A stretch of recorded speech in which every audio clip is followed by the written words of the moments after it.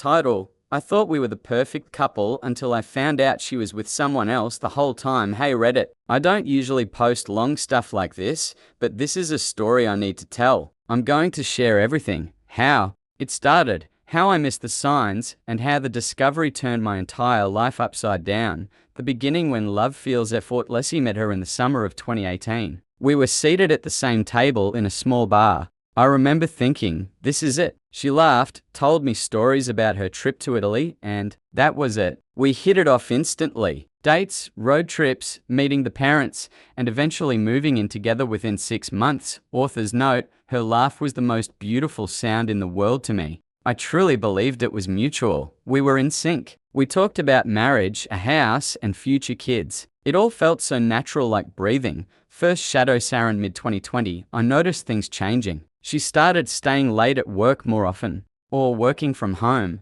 Her phone was always on silent. Still, I thought, it's just stress. Renovations. Life. Author's note: looking back, I knew something felt off, but I didn't want to admit it. She was suddenly talking more about her girlfriends, obsessing over their trips, spending hours on Instagram. I was still trying, writing little notes, planning tech-free dinners, but somehow there was always something. Work, fatigue, stress, the innocent gift that wasn't spring 2021. We were celebrating the anniversary of when I moved in. She asked for something simple, a bouquet of tulips. I got them, wrapped them nicely, brought them home. When I asked, do you like them? She replied, yeah, my coworker gave me flowers last week too. I paused. Turns out it wasn't just a coworker. Author's note: that laugh of hers didn't sound so genuine anymore. Gut feeling before you even know why. Summer 2021. We adopted a kitten, hung new photos on the wall, invited friends over. Life looked fine on the outside. Then she started going out alone more. One evening, I came home early and saw her on the computer. The screen showed a chat window with someone I didn't recognize. It wasn't sexual, not yet, but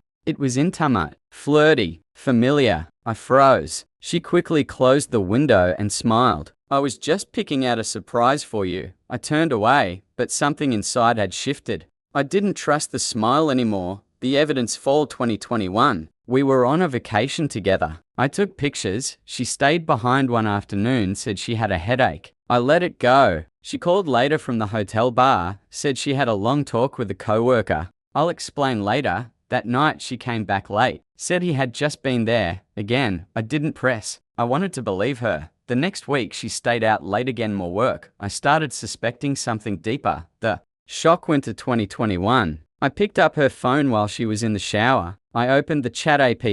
There it was. Photos. Intimate messages. I miss you. I wish I could hold you longer. A plan to meet at a CAF. My hands were shaking. I copied the entire thread and backed it up. Then I put the phone back exactly as it was. Author's note: I wasn't just angry. I was shattered. There was no more pretending. The confrontation. Or something like it. I printed the chat thread and brought it home. Gave it to her and said, read this. She stared, then stammered, it's just emotional support. I said, you held him, not me. She started crying. I asked, do you love him? No, it's not what you think. Of course it isn't, I thought. She tried to explain burnout, anxiety, disconnection. I listened, but every word felt like static. Emotional affairs often begin like this, as support. It's in every study about infidelity, the slow drift, the shared secrets, the double life, collapse. You spent that night in silence. In the morning, she packed a bag and said, I need space. I said, leave when you're ready, but don't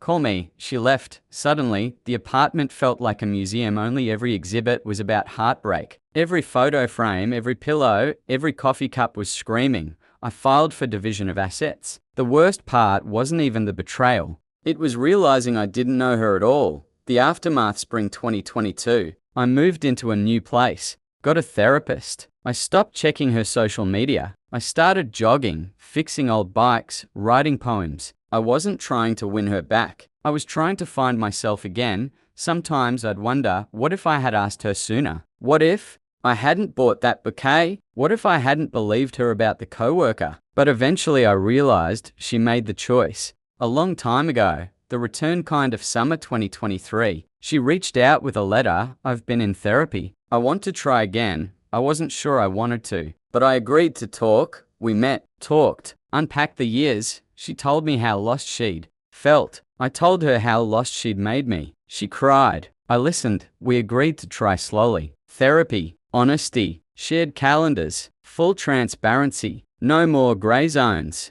But the love wasn't the same. Where we are now as of 2025, we live separately. We're casually dating each other, not others. We've set strict boundaries. She still sees her therapist. I've found purpose again, but not the same kind of love. Her betrayal broke the ideal, but it taught me something. Trust is a fragile thing. It can't be reheated. It has to be rebuilt from scratch. Why I'm telling this, because Reddit is full of stories like mine, but few go past the drama to show the long shadow betrayal leaves. Because emotional cheating is real and sometimes more painful than physical cheating. Because maybe someone reading this is in the before stage and will stop pretending everything is fine. Final note from the author: I don't have advice. I just have experience. If this resonates, I hope it helps someone else avoid waking up one day and realizing the life they built was already being lived without them. Thanks for reading, Reddit.